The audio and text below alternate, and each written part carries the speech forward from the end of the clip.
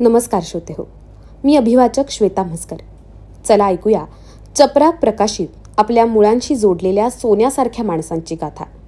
नानासाहेब खर्डे यांचे प्रेरणादायी आत्मकथन पाळं मुळं. हे आणि चपराकची इतर महत्त्वपूर्ण पुस्तके घरपोच मागवण्यासाठी shop.chaprak.com या संकेतस्थळाला अवश्य भेट द्या. 1998 सालच्या मार्च महिन्यात मी भिगाभर जमीन अभियंता पतसंस्थेतून कर्ज काढून घेतली. त्यामुळे मुख्य रस्त्यावरून गव्हाळीत जाण्यासाठी थेट रस्ता मिळाला. या नवीन वावराच्या सपाटीकरणासाठी पुन्हा दाडच्या पाहुण्यांचा ट्रॅक्टर आणला. 15 दिवस डिझेल भरून ट्रॅक्टर वापरत होतो. नव्या वावरातील जुन्या मालकाचं घर पाडत असताना घराच्या भिंतीचा काही भाग बाळूच्या आडबंगपणामुळे त्याच्या अंगावर पडला. तो मरता मरता वाचला. या दरम्यान मी अकोल्याहून सुरेश गडाख यांच्या शेतकरी मशिनरी दुकानातून मोनोब्लॉक पंपसेट उधारीवर आणला. माझ्याकडं पैसे नसल्यानं दुकानाशेजारील दराडे रावसाहेबांच्या नितीनच्या ओळखीवर मला अडचण आली नाही. लागोपाठ चांगला होणारा पावसाळा, दादांचे शेतीतील कष्ट आणि अनुभवी नियोजन, वेळेला माझ्याकडून उपलब्ध होणारं भांडवल यामुळे शेती फायद्यात दिसू लागली. शेतीतून येणारा पैसा पुन्हा शेतीत गुंतवायला सुरुवात केली. योग्य वेळ येताच 15-20 एकर जमीन खरेदी करण्याचं नियोजन मी मनोमन ठरवून टाकलं. नव्या वावरापर्यंत नवीन पाईपलाईन केली. भावकीत आणि गावात कुटुंबाच्या प्रगतीची चर्चा होऊ लागली. याच काळात जुलै 1999 साली माझे स्नेही सुनील हांडे यांनी त्यांच्या बंगल्याजवळ 2.5 गुंठे प्लॉट घेण्याबाबत सुचवलं. माझ्याकडे पुरेसे पैसे नव्हते. त्यांनी मला मदत केली आणि प्लॉटचा व्यवहार झाला. कुसुमचं लग्न 17 एप्रिल 2000 रोजी झालं. कुसुमला टाकळी येथील दादखिळे कुटुंबात देण्यात आलं. मोठ्या धूमधडाक्यात लग्न साजरं केलं. हे शेवटचं लग्न आहे, तुला पाहिजे ते मागून घे, असं विजया कुसुमला सांगत होती.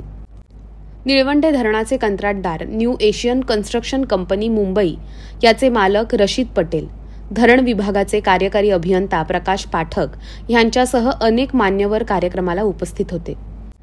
कुसुमच्या लग्नाला 1.5 लाख रुपये खर्च आला. याच काळात सासूरवाडीशी ताणलेल्या संबंधामुळे त्यांच्याकडून मला आर्थिक मदत मिळाली नाही. पण ही उणीव रजनीनं आणि खात्यातील जवळचा मित्र इंजिनियर तानाजी चिखले यांनी भरून काढली. कुसुमचं पहिलं मूळ होऊन ती पुन्हा टाकळीला गेली. नवी जोडी नातेवाईकांकडं उन्हातानात फिरल्यामुळे कुसुमला ताप येऊन तिचं डोकं प्रचंड दुखायला लागलं. तिला तांबेळ हॉस्पिटलमध्ये दाखल करण्यात आलं. 24 तास दवाखान्यात राहूनही ताप कमी होईना. मी अकोल्याहून तांबे दवाखान्यात आलो. कुसुमची खराब हालत बघितली. डॉक्टरांशी बोललो. पेशंटला नाशिकला हलवण्याचा निर्णय घेतला. कुसुमला घेऊन स्टँडवर आलो. नाशिकला जाणाऱ्या बसमध्ये बसलो. हारुण तांबोळी साहेब ST स्टँडपर्यंत बरोबर होते. त्यांनी त्यांच्या खिशात होते नव्हते तेवढे सगळे पैसे मला दिले. गाडी सिन्नरला आल्यावर कुसुमनं, आता मी जगत नाही, मला मागं घरी ने, त्यांना बोलवून घे, असं मला म्हणत माझ्या मांडीवर मान टाकली. थोड्याच वेळात तिची शुद्ध हरपली. नाशिकला बस द्वारकेजवळ येताच मी तिला दोन्ही हातावर घेऊन खाली उतरलो. एका दयाळू सहप्रवाशानं तिथल्याच रिक्षा स्टँडवरील रिक्षा बोलवली. जवळच असलेल्या नागजी हॉस्पिटलला गेलो. पेशंट पाहता क्षणी स्ट्रेचर आलं. मी आजार सांगितला. डॉक्टर संजय वराडे या मेंदुरोग तज्ज्ञानं तपासणी केली. कुसुमला अतिदक्षता विभागात ठेवण्यात आलं. सेलेब्रल मलेरिया असं रोगाचं निदान झालं. 10 दिवस कुसुम अतिदक्षता विभागात होती. पहिल्या रात्री रात्रभर तिच्याजवळ स्टुलावर बसून होतो. दुसऱ्या दिवशी संध्याकाळी ती शुद्धीवर आली. तोपर्यंत कुठेही हलता येईना. ती शुद्धीत आल्यानंतर रात्री तांबोळी साहेबांच्या घरी फोन करून झोळ्याला जाऊन कल्पना द्यायला सांगितली. याशिवाय सुनीताला आणि तिन्ही मुलांना अकोल्याहून झोळ्याला पोहोचवण्याची जबाबदारी त्यांच्यावर सोपवली. ती त्यांनी पुरी केली. त्यांच्यामुळे साईटवर सगळ्यांना बातमी समजली. माझा सहकारी असलेल्या गायकवाड नावाच्या मुकादमानं द्वारकेजवळ राहत असलेल्या त्याच्या पुतणीच्या नणदेला फोन करून मला मदत करण्यास सांगितलं. ती जेवणाचा डबा आणि पांघरायचे कपडे घेऊन मला शोधत आली. त्या दयाळू माऊलीनं 8 दिवस मला संध्याकाळी न चुकता डबा पोहोच केला. दुसऱ्या दिवशी सकाळी बाळू आला. मग मी नाशिकवरून निळवंडे धरणाच्या कामावर गेलो. दिवसभर काम करून रात्री 7 वाजता परत दवाखान्यात गेलो. बाळू तेवढ्या रात्री झोळ्याला गेला. पुन्हा दुसऱ्या दिवशी सकाळी मी धरणाच्या कामावर गेलो. दिवसा बाळू थांबायचा, रात्री मी ICU मध्ये पहारा द्यायचो. रात्री हॉस्पिटल आणि दिवसा धरणाचं काम अशी तारांबळ 12 दिवस चालली. 9व्या दिवशी सकाळी कुसुमला जनरल वॉर्डमध्ये हलवण्यात आलं. तिथं 4 दिवस ठेवलं. 12व्या दिवशी सकाळी डिस्चार्ज देणार होते, पण ती प्रक्रिया दुपारी उशिरापर्यंत लांबली. कारणही तसंच होतं. हॉस्पिटलच्या जवळच मुंबई आग्रा हायवेला पहाटे झालेल्या कार अपघातात आमदार नितीन पाटील आणि त्यांचे 2 सहकारी गंभीर जखमी झाले होते आणि त्यांना याच हॉस्पिटलमध्ये आणलं होतं. त्यातील एक सहकारी दवाखान्यात आल्यानंतर मरण पावला. आमदारांसाठी सकाळी मुंबईहून हेलिकॉप्टर आलं, पण त्यात मेडिकल सुविधा नसल्यानं ते माघारी गेलं. मग मुख्यमंत्री विलासराव देशमुख यांनी हेलिकॉप्टर ॲम्ब्युलन्स पाठवली आणि गंभीर जखमी असलेल्या आमदारांना मुंबईच्या दवाखान्यात नेलं. यात बराच वेळ गेला. दुपारचे 4 वाजले. तोपर्यंत आम्ही दोघं बहीण भाऊ दवाखान्याच्या बाहेर पायऱ्यांवर बाकांवर बसून कंटाळलो. गप्पा मारता मारता कुसुमसाठी आलेल्या मुलांच्या स्थळांचा आम्ही दोघांनी हिशेब केला. जवळपास 36 मुलांच्या स्थळांचा कुसुमसाठी विचार करण्यात आला होता. 4 वाजता बिल भरलं. बऱ्यापैकी खर्च झाला होता. संध्याकाळी बहिणीला सही सलामत घेऊन झोळ्याला पोहोचलो. बाईच्या डोळ्यात पाणी आलं. ती म्हणाली, भाऊ नसता तर माझी कुशी मला पाहायला मिळाली नसती. भाऊनं मरणाच्या दाढेतून तिला परत आणलं. सर्वांना आनंद झाला. मी त्याच रात्री उशिरा सगळ्यांना घेऊन अकोल्याला गेलो. आता झोळ्याच्या घरात बाई, दादा, बाळू आणि त्याची बायको सुनंदा असे 4 उरले. घरी 2 बैल, 2 गायी, गोठा, शेतीची बैलगाडीसह सर्व अवजारं तैनात होती. मी मुबलक भांडवल उपलब्ध करून देत होतो. शेतात वर्षभर 5-6 रोजाच्या मजुरांचा राबता सुरू झाला. बंगल्यावाला बाबांच्या शेतात शेतमजुरांना हमखास काम मिळू लागलं. बाई आणि दादाचे अतिशय सुखाचे आणि समाधानाचे दिवस चालले होते. त्यांनी भोगलेल्या कष्टाचं चीज झालं होतं. सर्व मुलामुलींची लग्न झाली होती. 5 मुली त्यांच्या त्यांच्या घरी पोटभर खात होत्या. 2 मुलांना काही कमी नव्हतं. शेतीतून येणारा पैसा, माझा पगार यातून मी पुढं जाण्याचा प्रयत्न करत होतो. बाई आणि दादांना यात काहीच गैर वाटत नव्हतं. दादा माझ्यावर डोळे झाकून विश्वास ठेवत होते. मीही प्रगतीची कास धरली होती. एका संध्याकाळी मी आणि सुनीता अकोल्याच्या खोलीत गप्पा मारत असताना मी तिला परिस्थितीशी केलेला संघर्ष सांगितला.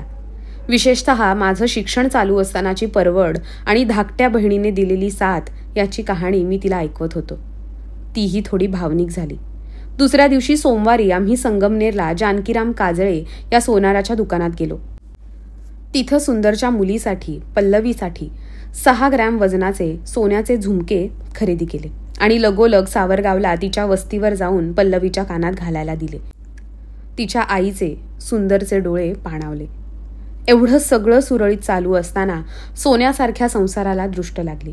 बाळू आणि त्याची बायको वेगळा संसार मांडण्याचा विचार करू लागले. बाई आणि दादांनी त्याला परोपरीनं समजवलं, पण तो ऐकण्याच्या मनस्थितीत नव्हता. शेवटी एक दिवस मी 5ही बहिणींना आणि मेहुण्यांना झोळ्याला बोलवून घेतलं. थोरल्या मेहुण्यांनी बाळूला वेगळं न होण्याविषयी मनापासून समजवून सांगितलं. त्याने कोणाचंच ऐकलं नाही. वाटणी झाल्यानंतर आई वडिलांना सांभाळण्यास त्यानं नकार दिला. वडिलांची शेती निम्मी करायची ठरली. बंगला बाई दादांकडेच राहणार होता. बैल बाळूकडं आणि अवजारं माझ्याकडे देण्याचं ठरलं. वाटणी झाली. आम्ही 2 भाऊ वेगळे झालो. अर्थात बाई दादांची जबाबदारी माझ्या शिरावरच राहिली, जी मलाही हवीच होती. तशी कोणाचीच जबाबदारी मला टाळायची नव्हती कधीच. म्हणूनच मी दुसऱ्या दिवशी सकाळी झोळ्याला गेलो. बाळू त्याच्या लग्नात मिळालेलं सामान बंगल्यातून जुन्या घरात नेत होता. मी त्याला आडवा झालो. तू बाई दादा आणि माझ्यातून वेगळा होऊ नकोस. संसार सांभाळणं तुला जमणार नाही. प्रपंच इतका सोपा नसतो. फक्त शेतात पाणी भरल्यानं संसार होत नाही, असं परोपरीनं त्याला समजावत होतो, पण त्याने ऐकले नाही. थोड्याच दिवसात त्याच्या वाट्याला आलेले 2 बैल त्यानं विकून टाकले. 2 गायींपैकी एक मला माझ्या लग्नात आंदण म्हणून मिळाली होती. ती विकणं शक्य नसल्याने पुन्हा सासूरवाडीला नेऊन घातली. दुसरी गाय वाडापूरच्या मावशीकडून विकत आणली होती. ती पुन्हा तिला दिली, पण कमी किमतीत. अशा प्रकारे गोठा उजाड झाला आणि लक्ष्मी निघून गेली. काळ्या कसदार जमिनीत जोमाने वाढणाऱ्या आंब्याच्या डौलदार आमरशिरी भिरूड लागल्यानं एकाएकी गळाला लागाव्यात, त्याचा बहरणारा विस्तीर्ण पर्णसंभार शिशिराऐवजी ऐन वसंतात अकाली कोमेजून खाली पडावा आणि विशाल वृक्षराज निस्तेज, निष्पर्ण अस्थिपंजर व्हावा, अशी माझ्या संसाराची अवस्था झाली. माझ्या वाटणीला आलेली सगळी अवजारं बैलगाडीसह कुळव, पाभर, लांडग्या, फराट, जू, शिवळा, जाडी थोड्याच दिवसात कुजून गेली. नांगर गंजू लागला. बाईदादा बंगल्यात आणि बाळू त्याच्या बायकोसह जुन्या घरात राहू लागला. मी शेतात पुन्हा पाऊल टाकलं नाही. बाळूलाच सगळी शेती करायला दिली. त्यानं त्याच्याच मनानं गव्हाळीत दोघांच्या वाटणीचा बांध घातल्याचं मला कोणीतरी सांगितलं. माझं शेतीवरनं मनच उडालं. झोळ्याला जाणं एकदम कमी केलं. महिन्यातून एकदा जाऊन बाईदादांचा किराणा व किरकोळ खर्चासाठी पैसे देणं इतकंच काम मला उरलं. मुलांच्या विभागणीमुळे बाईदादांना वृद्धापकाळाची चिंता सतावू लागली. 1991 ते 2002 हा 11 वर्षांचा समाधानाचा काळ ज्या वेगानं आला त्याच वेगानं विरून गेला. बाईदादांना रोजच्या जेवणाची, राहण्याची, कपड्या लत्त्याची फिकीर नव्हती, पण मनात समाधान तरी कुठं होतं. याच काळात विजयाने कळसमध्ये बंगला बांधण्याचं काम काढलं. तेव्हा मी घराचा प्लॅन काढून त्याला अंतिम रूप दिलं आणि पाया आखून 2 एप्रिल 2003 रोजी कामाला सुरुवात केली. मला जमेल तसं देखरेखीसाठी मी कळसला जाऊ लागलो. जेव्हा शक्य नसे तेव्हा माझ्याच ऑफिसमधील तरुण इंजिनियर उमेश कंगणकर यांना पाठवू लागलो. घराचं काम पूर्णत्वास येताना तिनं बाहेरचं प्लास्टर थांबवलं. तेव्हा 5,000ची मदत करून कामाला धक्का दिला. ही मदत विना परतावा ठरली, पण बहिणीचा बंगला उभा राहिला. 2004च्या ऑगस्टमध्ये उमरी मार्गे दाढला चाललो होतो. तुषारला 7वीची हायस्कूल स्कॉलरशिप मिळाल्याची गोड बातमी कळाली. दुसऱ्याच आठवड्यात त्याचं कौतुक म्हणून त्याला ओमेगा कंपनीचं घड्याळ बक्षीस दिलं. तो आणि त्याची आई रजनी खुश झाली. हातात घड्याळ बांधून तुषार मोठ्या ITत शाळेत जाऊ लागला. धाकटा वैभव खट्टू झाला. तेव्हा तू स्कॉलरशिपमध्ये नंबर आणून दाखव, तुला याच्यापेक्षा भारी घड्याळ बक्षीस देईन, असा शब्द त्याला दिला. पुढील वर्षाच्या जुलै महिन्यात संगमनेरच्या विभागातील काम आवरून मी आणि सिद्धप्पा शहापूरकर संध्याकाळी अकोल्याकडे येत होतो. पावसाची रिपरिप सुरू होती. मोटारसायकलच्या लाईट लागल्या होत्या. आम्ही 7व्या मैलाजवळ आलो. समोरून येणाऱ्या गाडीच्या प्रकाशानं माझे डोळे दिपले. सावधानी म्हणून मी मोटारसायकल डांबरावरून खाली घेतली. साईड पट्ट्या भिजलेल्या असल्यानं गाडी भेलकांडत लगतच्या गवतावर गेली. निसरड्या गवतावरून पुढचं चाक घसरलं. आम्ही दोघं चिखलात पडलो. त्यांची उंची जास्त असल्यानं त्यांची पाठ जमिनीला टेकली नाही. दोन्ही ढांगांतून त्यांनी गाडी सोडून दिली. मी चिखलानं माखलो, पण इजा झाली नाही. पुढं येऊन हातपाय धुण्यासाठी कळसला विजयाच्या बंगल्यावर गेलो. तिनं माझा चिखलात नखशिकांत भरलेला अवतार बघितला आणि तिचे डोळे भरून आले. मला इजा झाली नसल्याची खात्री तिनं करून घेतली. पटकन गरम पाणी केलं, कोरडा टॉवेल दिला.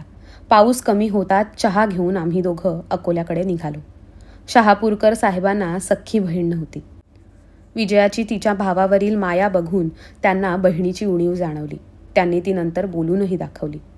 सन 2005च्या मार्च महिन्यात प्रवरा नदीच्या उजव्या तीरावर सुंदरच्या वाड्यातील एका आप्त्याच्या दशक्रिया विधीसाठी संगमनेरला आलो होतो.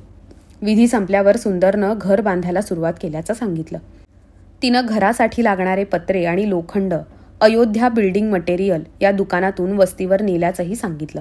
मी तिला विचारलं, तू छतावर लोखंडी पत्र्यांऐवजी स्लॅब का टाकत नाहीस? तेव्हा ती म्हणाली, माझं बजेट कमी आहे, तेवढ्यात स्लॅब होणार नाही आणि मला व्याजानं कर्ज काढून घर बांधणं परवडणार नाही.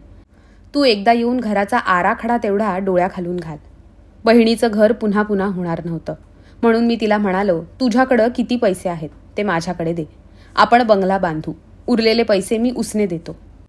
तेव्हा ती उत्तरली, माझ्याकडं फक्त 65,000 रुपये आहेत आणि बंगला बांधणार असशील तर आता पत्र्याच्या हिशोबाने आणलेल्या सामानाचं काय करू? मग मी तिला समजावून सांगितलं, पत्रे आणि लोखंड दुकानदाराला परत नेऊन दे, त्यांच्याकडून सिमेंट आणि स्लॅबसाठीच्या लोखंडी सळ्या घेऊन ये. एक दिवस जाऊन बंगल्याचा आखलेला पाया तपासून आलो. कामाला सुरुवात झाली. 3 खोल्यांचा बंगला वर्षाच्या आत तयार झाला. मग थोड्या कडकीतच तिनं गोठ्याचं कामही उरकून घेतलं. तिला एकूण 1,15,000ची मदत मी केली. बहीण बंगल्यात राहायला गेली. जेव्हा तिनं प्रवीणचं लग्न करायचा विषय माझ्याकडे काढला तेव्हा, अजून 1 वर्ष लग्नाचं नाव घेऊ नकोस, नव्या बंगल्याचा निदान वर्षभर उपभोग घे, मग लेकासुनाची सोय बघ, असा सल्ला मी तिला दिला. तिनंही भावाचा सल्ला मानला. पुढं यथावकाश तिनं माझे सारे पैसे परत केले. 2005 सालच्या आसपास मी अकोल्याचा प्लॉट विजयाला विकायचं ठरवलं. व्यवहार ठरला. तिनं ॲडव्हान्स म्हणून काही रक्कम माझ्याकडे जमा केली. याच दरम्यान ही गोष्ट हांडे साहेबांच्या कानावर गेली. त्यांनी तो प्लॉट त्यांच्या गायकर नावाच्या मित्रास देण्याचं आधीच कबूल केलं होतं. माझा नाईलाज झाला. त्यांच्यामुळेच मला तो प्लॉट मिळाला होता. त्याची खरेदीही त्यांच्याकडील पैशानंच पूर्णत्वास गेली होती. प्लॉट गायकरांना दिला. विजयाचे घेतलेले पैसे तिला परत केले, पण ती नाराज झाली. या आर्थिक व्यवहारामुळे बहीण भावामध्ये दरी निर्माण झाली. शहाणपण दाखवून मला ती कमी करता आली नाही. कौटुंबिक पातळीवर संवाद साधायला मी कमी पडलो आणि इथून पुढं नात्यांची वीण उसवत गेली. मायेचा ओलावा कमी कमी होत शेवटी कोरडा ठाक झाला. 7ही जणांना ताब्यात ठेवण्या इतका दादांचा धाक नव्हता. बाईमध्येही तेवढा वकूब नव्हता. विशेषतः लेकींना 4 शहाणपणाच्या गोष्टी सांगण्या इतकी प्रगल्भता त्या माऊलीत नव्हती. सगळेच आपापल्या पायावर उभे होते. त्यामुळे कोणालाच कोणाची गरज राहिली नाही. या बाबतीत विजया पुढं होती. मला धडा शिकवण्याची भाषा तिच्या तोंडून यायला लागली. यात बाईदादांची मानसिक आणि भावनिक कुचंबणा झाली.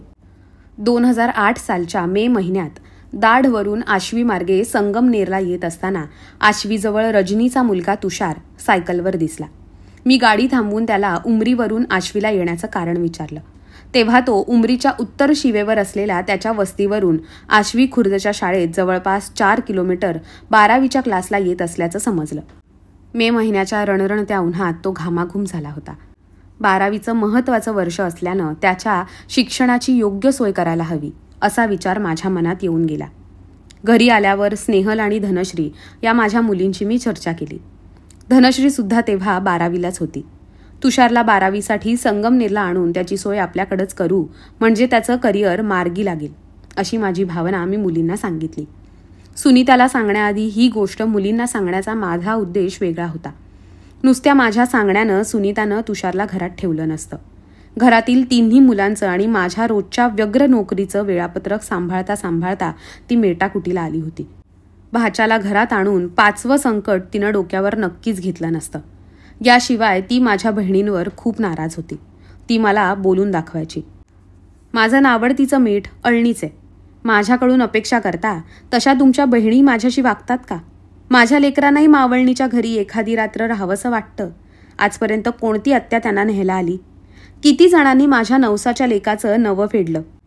दर दिवाळीला बहिणींबरोबर येणाऱ्या भाच्यांना कपडे घेता. लग्न होईपर्यंत त्यांच्या मुलींना ड्रेस घेता. माझं काही म्हणणं नाही. तो त्यांचा हक्कच आहे. मी पण दाढवरून 3ही मुलांना मामाकडून हक्कानं कपडे घेऊन येते. पण माझी भासवंड मी आग्रहानं माझ्याकडे घेऊन येते. ते 8-8 दिवस इथं राहतात. त्यांना मी कपडे घेतल्याशिवाय परत दाढला जाऊ देत नाही. तुम्ही तुमच्या मनाला वाटेल तशी मदत बहिणींना करता. झोळ्याला तुम्ही काय करता हे मी तुम्हाला विचारतही नाही. पण माझ्या इथल्या संसारात कुणी ढवळाढवळ करू नये. तिच्या या विचारांची मला पुरेपूर कल्पना होती. म्हणून मी मुलींना पुढं केलं. धनश्रीनं तिच्या आईला पटवलं. आई, एकाच वर्षाचा प्रश्न आहे. तसाही वरचा हॉल रिकामाच असतो. 1 वर्ष आपण सांभाळलं तर त्याच्या आयुष्याची घडी बसेल. दीदी आता बारामतीला आहे. म्हणजे तू आता तुझी 3ही मुलं घरी आहेत असं समज. पप्पांचाही त्यांच्या बहिणीत खूप जीव आहे. तू तुषारला 1 वर्ष सांभाळलं तर ते पण खुश राहतील. मग स्नेहलनंही सुनीताला समजवलं. काही अटींवर ती तयार झाली. मी फक्त तुषारसाठीच होय म्हणते. त्याच्या मागं लगेच तो वैभव पण आहे. एकदा सुरुवात झाली की तोही इथंच येईल. तिची अट मान्य करून मी बहिणीला फोन केला. तिला याची कल्पना नव्हती. बायकोची संमती घेतल्याशिवाय मला निर्णय घेता येत नव्हता. बहिणीलाही समजावून सांगितलं आणि तुषार 12वीसाठी सह्याद्री कॉलेजात प्रवेश करता झाला. प्रवेशाचं लचाण त्याच्या वडिलांनी सोडवलं. ते 1 वर्ष बहीण आणि मेहुणा दर 15 महिन्यातून बंगल्यावर येऊ लागले. बहिणीची पिशवी भावाच्या घरी येताना तिच्या शेतातल्या ताज्या वाळवणानं कुथू लागली. आता त्यांना वहिनीचा स्वभाव बिलकुल खुपत नव्हता. सुनीतानं भाच्याला भाकरीतली भाकर भाजीतली भाजी दिली. स्वतःच्या मुलांमध्ये आणि भाच्यामध्ये तसूभर देखील फरक केला नाही. 12वीची परीक्षा झाली. मी त्याला अहमदनगरच्या अडसूळ क्लासेसमध्ये 25,000 रुपये फी भरून प्रवेश घेतला. मी, तुषार, बहीण आणि मेहुणे यांना घेऊन तुषारला नगरला सोडून आलो. येताना तुषारची व्यवस्था मला करता आली, पण वैभवची सोय माझ्या घरी करता येणार नाही याची कल्पना मी गाडीतच बहिणीला दिली. यथावकाश 12वीचा निकाल लागला. मग अभियांत्रिकी प्रवेश परीक्षेचाही निकाल आला. त्याला पुण्याजवळील लोहगावच्या मराठवाडा मित्रमंडळाच्या अभियांत्रिकी महाविद्यालयात मेकॅनिकल शाखेत प्रवेश मिळाला. तुषार, त्याचे आई वडील, मी आणि सुनीता माझ्या कारने गेलो आणि जवळपास 50,000 रुपये भरून मी त्याचा प्रवेश निश्चित केला. क्लासचे आणि कॉलेजचे पहिल्या वर्षाचे मिळून जवळपास 75,000 रुपये बहिणीने मला काही काळानं परत आणून दिले. भाचा इंजिनियर झाला, नोकरीला लागला. पण 12वी झाल्यानंतर, मामाचं घर सोडल्यानंतर पुन्हा एकदाही मामा मामीला भेटायला आला नाही. पुढं लग्नही झालं. बहीण आणि मेहुणा तर माझ्या घराचा रस्ताच विसरले. एवढंच नव्हे तर दुसऱ्या मुलाच्या लग्नात 2 सख्खे भाऊ असताना बहिणीनं त्यांना पत्रिका दिली नाही आणि मानलेल्या भावाला मामाचा मान दिला. एखाद्याचा राग मान्यही असतो, पण तो राग चुकीच्या ठिकाणी आणि चुकीच्या पद्धतीनं काढणं हे बऱ्याचदा मान्य होत नसतं. मी माझ्या डिप्लोमाच्या प्रवेशाला माझ्या मदतीसाठी मामांना आणि त्यांच्या मित्राला घेऊन कोल्हापूरला गेलो होतो. तेव्हा माझ्या मामांचा जाण्या येण्याचं भाडं व प्रवासातील सारा खर्च माझ्या वडिलांनी सावकाराकडून व्याजानं घेतलेल्या कर्जाच्या पैशातून करावा लागला होता. मामा नोकरीला होते. आर्थिक परिस्थिती बरी असतानाही त्यांना माझ्या आईची कीव आली नव्हती. पण ही चूक मी करणार नव्हतो. मी पाहिलेल्या पाहुणी चित्रपटाचा असर अद्याप माझ्या मनावर कायम होता आणि आहेही. स्वतःच्या कारनं भाच्यासाठी नगरला, पुण्याला जाताना मी बहिणीकडून एक छदामही घेतला नाही. याशिवाय मी भरलेलं प्रवेश शुल्क मागायला तिच्याकडे गेलो नाही. बहिणीचा संसार हा माझ्या जगण्याचा भाग आहे असं मी समजत आलो. पण कालप्रवाहात माझं नेमकं काय चुकत गेलं हे मला उमगलंच नाही.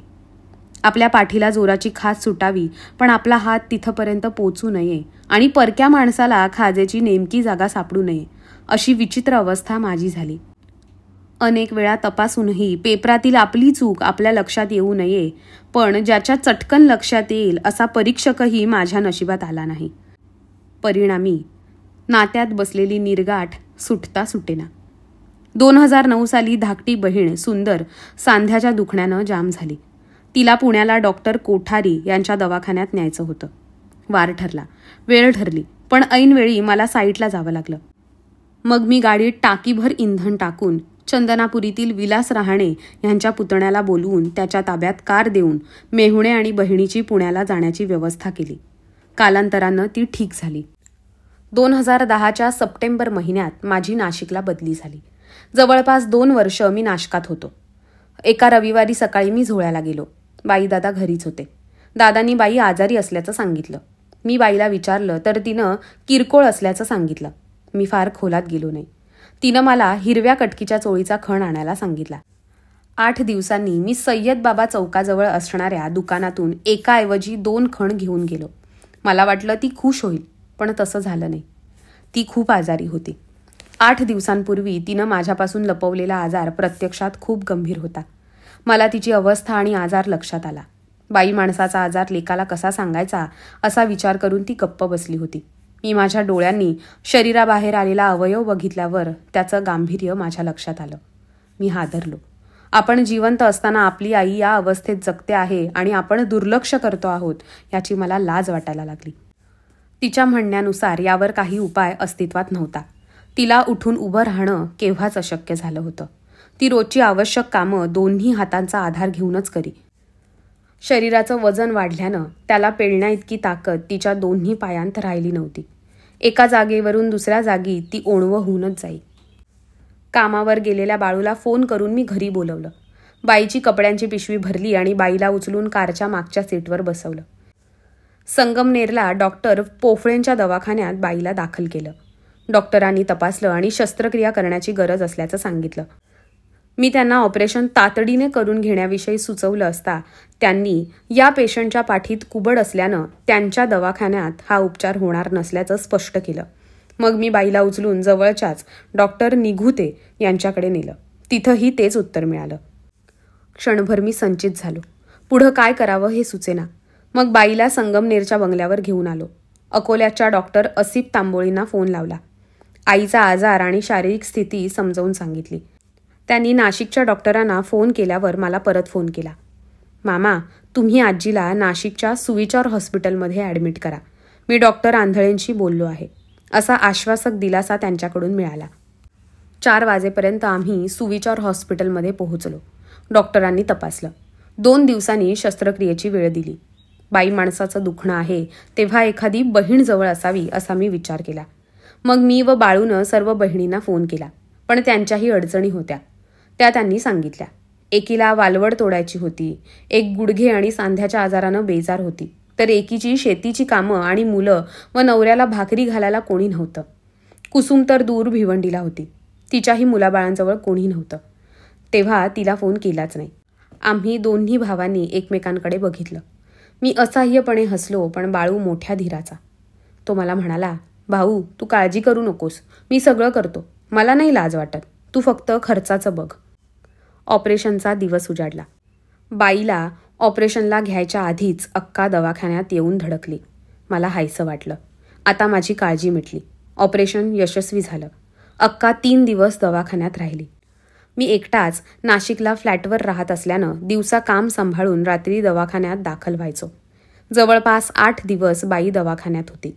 9व्या दिवशी डिस्चार्ज घेऊन मी आणि बाळू बाईला घेऊन झोळ्याला गेलो. आपली बायको धडधाकट आणि जिवंत परतल्याचं पाहून दादा आनंदी दिसत होते. लई खर्च आला असेल.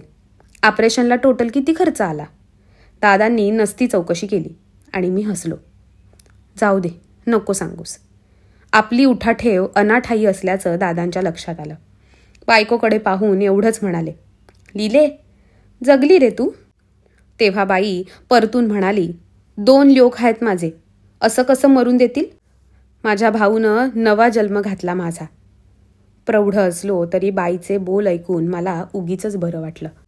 2012 साली माझ्या मुलीचं स्नेहलचं लग्न झालं. तिच्या लग्नाचा आजीचीर बाईनं दिमाखानं अंगावर मिरवला. लग्नात नवरीची आजी म्हणून मिरवली. त्यानंतर सुनीतानं सुनंदाला आणि बाळूला भरीला घालून जुन्या घरातून परत बंगल्यात राहण्याला भाग पाडलं. त्यांची मुलगी व मुलगा मोठा झाला होता. पुढं सोयरिकीच्या दृष्टिकोनातून जुन्या पडक्या घरात राहणं समाज सुसंगत नव्हतं. बाळू बंगल्यात परत राहायला यायच्या आधी बाईनं तिच्या व दादांच्या वेगळ्या स्वयंपाकासाठी बंगल्याला खेटून पत्र्याची खोली माझ्याकडून बनवून घेतली. बहुधा 2015 साली रजनीच्या मुलाचं तुषारचं लग्न झालं.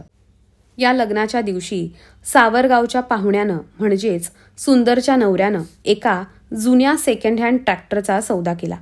माझा भाचा प्रवीण घाईघाईनं माझ्याकडे येऊन मला म्हणाला, मामा मोठ्या चिप्पडमध्ये सौदा झालाय. जवळजवळ नव्याच ट्रॅक्टरचं मुंडकं 3.25 लाखात मिळतंय. तुम्ही मला 3 लाखांची मदत करा. माझ्या चुलत भावाकडं JCB आहे. त्याच्या खाली वाळू मुरुम माती वाहतुकीला ट्रॅक्टर भाड्याने लावतो. 1.5-2 वर्षात अख्खा ट्रॅक्टर नील करतो. आपल्या भाच्याच्या रोजीरोटीचा प्रश्न मिटतोय असं समजून मी त्याला 3 लाख रुपये त्याच दिवशी दिले. पुढं 6 महिन्यानंतर त्यानं 70,000 रुपये मला परत केले. 4 वर्षानंतर उरलेल्या रकमेपैकी 1.5 लाख रुपये घेऊन भाचा घरी आला. तोपर्यंत नातेसंबंध तुटेपर्यंत ताणले गेले होते. मी पैसे मोजले आणि त्याच्याकडे परत केले. त्याला म्हणालो, यापुढं उरलेले 2,30,000 मला परत करण्याची गरज नाही. 2016 साली माझ्या धाकट्या मुलीचं धनश्रीचं लग्न झालं. तिच्या लग्नाचा आजीचीरही तिच्या आजीनं फाडला. या लग्नाला ती कार्यालयात उपस्थित होती, पण आता थकली होती. या लग्नाच्या आधी कुसुमच्या संसारात छोटंसं वादळ आलं. नवरा बायकोमध्ये वाद होऊ लागले. गावी टाकळीला जाऊन शेती करण्याचा कुसुमनं आग्रह धरला. या वादातूनच एकदा किरकोळ भांडणानंतर दवाखान्यात नोकरीवर जातो म्हणून घराबाहेर पडलेला नवरा अरुण घरी आलाच नाही. डोक्यात राग धरून गेलेल्या नवऱ्यानं आपल्या जीवाचं काही बरं वाईट तर केलं नाही ना, या विचाराने ती अस्वस्थ झाली. तिनं कळसला विजयाला फोन केला. विजयाने रजनीला आणि रजनीने मला. संध्याकाळी 6 वाजता आम्ही संगमनेरहून भिवंडीला निघायचा निर्णय घेतला. उंबरीहून जीपमध्ये रजनी व रायभान आणि कळसवरून विजया व कैलास संगमनेरला आले. 6:30 वाजता आम्ही सिन्नर मार्गे भिवंडीला निघालो. शहापूरच्या पुढे गेल्यावर कुसुमचा दीर सुदाम यांचा मला फोन आला. त्यांच्या म्हणण्यानुसार रात्री 12:30 वाजता अरुण त्यांच्या गावी म्हणजेच टाकळीला मोटारसायकलवरून पोहोचले होते. आम्ही तसेच पुढं भिवंडीला गेलो. रात्री 1 वाजता दोन्ही मुलांना खालच्या माळ्यावर कुसुमच्या नंडेकडे ठेवून आम्ही कुसुमला घेऊन संगमनेरला निघालो. पहाटे 4:30ला घरी पोहोचलो. गाडीतून खाली उतरल्यावर घरात घुसाच्या आधीच कुसुम माझ्या गळ्यात पडून ओक्साबोक्शी रडायला लागली. माझ्या संसाराचं वाटूळ झालंय. मला भिवंडीला राहायचं नाही. टाकळीला मला एक स्वतंत्र खोली बांधून दे. मी आणि माझा नवरा कष्ट करून तिथं दिवस काढू, असं म्हणून अजून मोठ्यानं रडायला सुरुवात केली. तिला मी शांत केलं, खोली बांधून देण्याचं कबूल केलं. थोड्याच वेळात सर्वजण आपापल्या घरी निघून गेले. या काळात मी कोतुळच्या जवळ मुळा नदीवरील पिंपळगाव खांड धरणाच्या निर्मितीत व्यग्र होतो. टाकळीला कुसुमकडे माझं येणं जाणं वाढलं. माझ्या सांगण्यावरून कुसुमनं सासऱ्यांशी बोलून खोलीची जागा निश्चित करून घेतली. एक दिवस माझा सहकारी चेतन शहापूरकर याला बरोबर घेऊन मी घासच्या वावरात बंगल्याचा लाईन आऊट दिला. एवढं मोठं घर पाहून कुसुमनं हस्तक्षेप करण्याचा प्रयत्न केला. तिच्याकडं शिलकीत 1 रुपयाही नव्हता, पण बाकीच्या सगळ्याच बहिणी बंगल्यात राहत असल्यानं हिला 2 खोल्यांऐवजी आपण बंगलाच बांधून देऊ, म्हणजे पुढची कटकट राहणार नाही, असा विचार करून खर्च करण्याचा वडिलकीचा निर्णय मी घेतला. झोळे गावातील गवंडी आणि वेल्हाळ्याच्या सेंट्रिंग ठेकेदार यांना बंगल्याचं काम दिलं. रोजच्या देखरेखीसाठी बाळूला सांगितलं. विलास आरोटे यांच्या दुकानातून सिमेंट व स्टील खरेदी केलं. बाळूनं पाईल्स घेतल्या. त्याच्या हाताखालील मजुरांची मजुरी सुद्धा देण्यात आली. कामाला जोरात सुरुवात झाली. नदीची वाळू मिळत नव्हती म्हणून थोडी महाग पण नाईलाज म्हणून कृत्रिम वाळूचे डंपर चढ्या भावानं विकत घेतले. हॉल, किचन, बेडरूम, संडास, बाथरूमसह बंगला आकारात यायला लागला. दर शनिवारी जाऊन मी झालेल्या कामाची मजुरी आणि इमारत साहित्याची किंमत चुकती करू लागलो. दर आठवड्यात होणाऱ्या खर्चाचा हिशेब तिच्या जुन्या घरातील एका वहीत लिहून ठेवू लागलो. या व्यवहारात बाळू मध्ये असल्यानं तो काहीतरी लबाडी करतोय असा संशय कुसुमला आला. तिनं तिची शंका बोलून दाखवली, पण मी तिची समजूत काढली. तू तुझं घराचं काम करून घे. बाळू लबाडी करतोय हे मला माहीत आहे, पण मला पर्याय नाही. खल्लं तर आपलाच भाऊ आहे. तू तुझं काम गोड बोलून करून घे. 6च महिन्यात बंगला उभा राहिला. बाहेरचं प्लॅस्टर आणि फरशी या 2 गोष्टी अजून बाकी होत्या. वहीतील हिशेबानुसार 3.5 लाख रुपये खर्च आला होता. बाहेरचं प्लॅस्टर, फरशी, पाण्याचे नळ आणि संडासचं भांडं यांच्या पूर्ततेसाठी अजून लाखभर रुपयांची आवश्यकता होती. थोडी आर्थिक अडचण आल्यानं मी काम थांबवलं. पैशांची सोय झाली की मी तुला काम पूर्ण करून देतो, तोपर्यंत कळ काढ, असा शब्द मी तिला दिला. पण तिनं त्याची वाट न पाहता मुलांच्या भविष्यासाठी बचत केलेल्या पैशातून काम पूर्ण करून घेतलं. 4-5 महिन्यांनी काम सुरू करण्याच्या उद्देशानं मी टाकळीला गेलो. तेव्हा बंगल्याचं काम पूर्ण होऊन शेजारी छोटासा गोठाही तयार झाला होता. मी गेलो तेव्हा संपूर्ण कुटुंब बंगल्यात राहायलाही गेलं होतं. मला मात्र ह्याचा थांगपत्ता नव्हता. स्वतःच्या कमाईतील लाख रुपये आपल्याच घरासाठी खर्च झाल्यानं कुसुम माझ्यावर नाराज झाली, ती कायमसाठी. तरीही 4ही बहिणी बंगल्यात राहायला गेल्या. चंद्रमोळी घरात बालपण घालवलेले आम्ही 7ही भावंड स्वकर्तृत्वानं बंगल्यात राहू लागलो. या विचारानं मी सुखावलो. काळाचा प्रवाह अव्याहत वाहत होता. दादा आता थकले होते. त्यांना कुठलाच आजार किंवा एखादीही गोळी चालू नव्हती. बांधावरचं झाड त्याच्या वयामुळं वठायला लागावं तसे दादा वार्धक्याने बारीक बारीक होऊ लागले. त्यांचा आहार कमी झाला. शेवटी 2018च्या मुळगंगा देवीच्या यात्रेच्या दिवशी पहाटे दादांनी अखेरचा श्वास घेतला. दादा गेले. बाई एकटी पडली. पण आता माझं झोळ्याला जाणं थोडंसं जास्त झालं. तिच्या सांगण्यावरून मी बाईच्या स्वयंपाकघराच्या पत्र्याच्या भिंती काढून वीट बांधकाम करून दिलं. जवळचं चिंचेचं झाड तोडून टाकलं. 1 वर्षानंतर 2019ला दादांचं वर्षश्राद्ध झालं. पाहुण्या रावळ्यांनी, सोयऱ्या धायऱ्यांनी, गावातील लोकांनी मंडप भरून गेला आणि याच कार्यक्रमात आम्हा भावंडातील बेबनाव सगळ्यांसमोर उघड झाला. अक्का वगळता इतर 4ही बहिणींनी वडिलांच्या अखेरच्या विधीकडं पाठ फिरवली. प्रत्येकाच्या आर्थिक क्षमता, चढाओढ आणि अहंकाराच्या उष्ण धगीनं सख्या नात्यातील ओलावा सुकत गेला. तो नैसर्गिकरित्या कोरडा न होता अकाली करपून गेला. आपण सगळ्याच बहिणींसाठी झिजलो आहोत ही माझी भावना अहंकारात परावर्तित झाली. मला लहान होता येईना या सगळ्या माझ्यापेक्षा लहान बहिणी. कुसुम तर माझ्यापेक्षा 15 वर्षांनी लहान. परिस्थितीशी संघर्ष करण्याची वेळ विजया, बाळू आणि कुसुमवर बालवयात असताना आली नाही. पण बरोबरीनं परिस्थितीशी नुसता संघर्षच नव्हे तर आपल्या भावावर जीवापाड प्रेम केलेल्या सुंदर आणि रजनी या भगिनींचं वागणं अनाकलनीय ठरलं. आपलं काय चुकतंय या विचारानं मी खंगत गेलो. जग काय म्हणेल, आपलं हसू झालंय. समोरचा माणूस आपल्याशी हसून बोलताना तो माझ्या बहिणींनी केलेल्या माझ्या अवहेलनेची मनात आठवण करून मला डिवचतोय असं वाटू लागलं. मी गर्तेत सापडलो.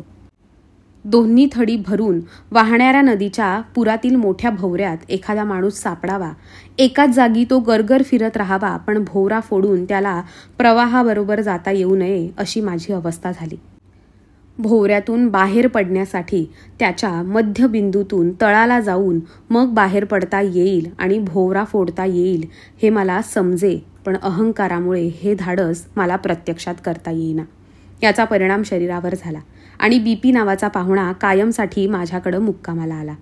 या प्रसंगानंतर या 4 बहिणींना दिवाळीची आमंत्रणं आणि दिवाळ सण बंद झाला. त्यांना माहेरची गरज वाटेनाशी झाली. बहिणी आपल्या भावापेक्षा आणि माहेरापेक्षा मोठ्या झाल्या. बापाच्या वर्षश्राद्धाला न आलेल्या बहिणी मळ्यातील भावकीत छोट्या छोट्या कार्यक्रमांना मात्र हजेरी लावू लागल्या. बाई हे बघून व्यथित होई, पण तिचं कोण परस्तोय. पुढं लेकी आईच्या भेटीलाही येईनात. एकटी अक्का आईच्या कळवळ्यानं झोळ्याला येई, मुक्काम करी, आईला आंघोळ घाली, तिचं धुणं धुवून देई. अक्का सगळ्यांमध्ये थोरली, पण स्वतःकडं कमीपणा घेऊन लहान झाली आणि आईसाठी येत राहिली. मी शिकूनही जे मला जमलं नाही ते अक्कानं सहजपणे स्वीकारलं. शेतीसाठी आता बऱ्यापैकी पाणी उपलब्ध झालं होतं. 2 वर्षांपूर्वी प्रवरा नदीवरून पाईपलाईन करण्याकरता बाळूला 2 लाख रुपये दिले होते. त्यातून पाण्याची पुरेशी सोय झाली.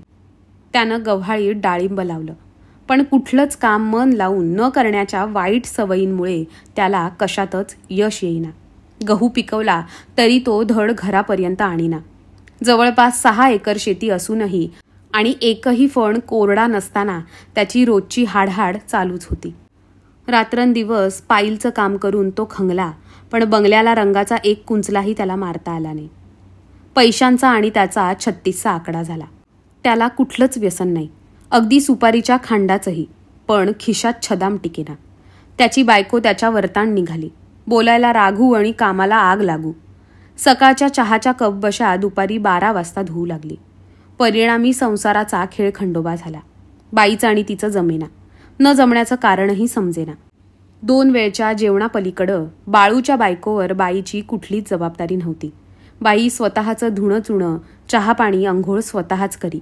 तिला स्वतंत्र चूल, भांडी, किराणा, साबण, धुण्याची पावडर, डोक्याचं तेल, दूध स्वतंत्रपणे नित्यनियमाने मी पुरवत होतो. पांघरूण, कपडे लत्ते, वैद्यकीय खर्च ह्याचा कोणताच भार बाळूवर नव्हता. वाद होण्याचा कुठलाच मुद्दा नव्हता. तरीही जमेना आणि बाळूला त्याचा स्वतःचा संसार धड करता येईना. मात्र त्याची एक गोष्ट प्रकर्षानं लक्षात राहण्याजोगी होती.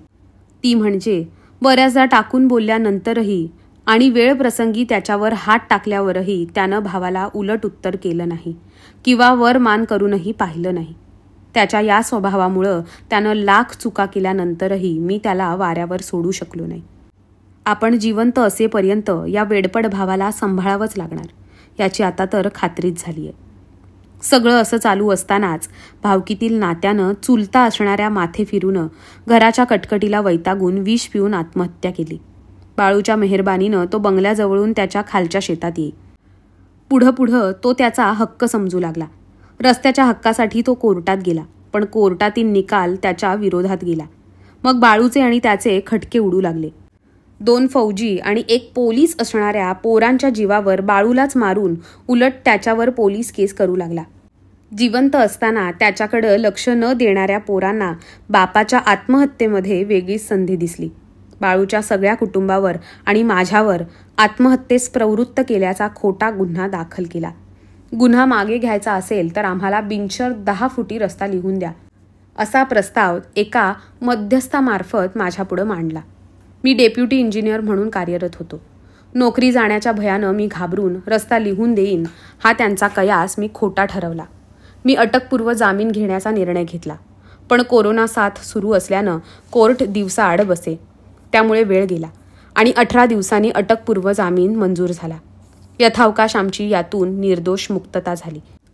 जामीन मंजूर झाल्यावर मी, बाळू, सुनंदा, पूजा आणि अभिषेक झोळ्याला वस्तीवर आलो. आम्ही आल्याचं पाहून सारा मळा गोळा झाला. सगळ्यांच्याच डोळ्यात पाणी आणि मनात हुरहुर होती. या 18 दिवसात भावकीनं मला प्रचंड मदत केली. व्यक्तिशः माझ्याशी कोणाचाच वादाचा प्रश्न नव्हता, पण बाळूशी कदाचित असलेले वाद विसरून त्यांनी खूपच सहकार्य केलं. या 18 दिवसात बाई एकटीच घरी होती. तिच्या 2 वेळच्या जेवणाची सगळी काळजी भानुदास तात्या, सुरेश तात्या, भाऊसाहेब तात्या, जीजी, पिटू, सोपान तात्या, विठ्ठल तात्या, निवृत्ती तात्या, सचिन, राजू आणि लहान भाऊ नवले यांच्या कुटुंबानं घेतली. बाईला उठून चालता येत नव्हतं, त्यामुळे ती दिवसभर पोर्चमध्ये बसून राही. दोन्ही मुलं परागंदा झाल्याचं दुःख ती मोठ्या धैर्याने सहन करत होती. त्याचवेळी माझा भाऊ या सगळ्या अरिष्टातून सही सलामत मार्ग काढील असा विश्वासही तिला होता. तिची मळूबाईवर प्रचंड श्रद्धा. तिच्या भरवशावर दुर्दम्य आशावाद बाईच्या मनात एकवटला होता. रात्रीच्या अंधारात चाचपडत भल्या मोठ्या बंगल्याचं आणि लेकांच्या संसाराचं राखण करीत दिवाभातीसारखी ती जागी राही, पण ती हरली नाही. तिला सरपटणाऱ्या सापांचं आणि मळ्यात डरकाळ्या फोडणाऱ्या बिबट्याचं भय वाटलं नाही. नवऱ्याच्या पाठी त्याची इस्टेट सांभाळण्यासाठी आणि ओढवलेल्या संकटाला धीरानं तोंड देण्यासाठी ती सिद्ध झाली. ती अबला केव्हाच नव्हती. रस्त्याचं काम बंद पाडताना मजुरांची हत्यारं फेकून देणारी कणखर बाई शरीरानं थकल्यावरही मनानं अद्याप तितकीच खणकर आणि साहसी होती. संकट आपल्याला अधिक सशक्त करण्यासाठी येतात, हेच खरं. अर्थातच या कठीण काळात आपल्याच माणसांची नव्यानं ओळख होते. धैर्याची परीक्षा घेण्याच्या काळात शिवाजी तात्या माझ्या पाठीशी पहाडासारखे उभे राहिले. किंबहुना ते नसते तर यातून बाहेर पडायला मला बरेच प्रयास करावे लागले असते. मुळात लहानपणापासून आम्ही मनानं एकमेकांच्या जवळच होतो.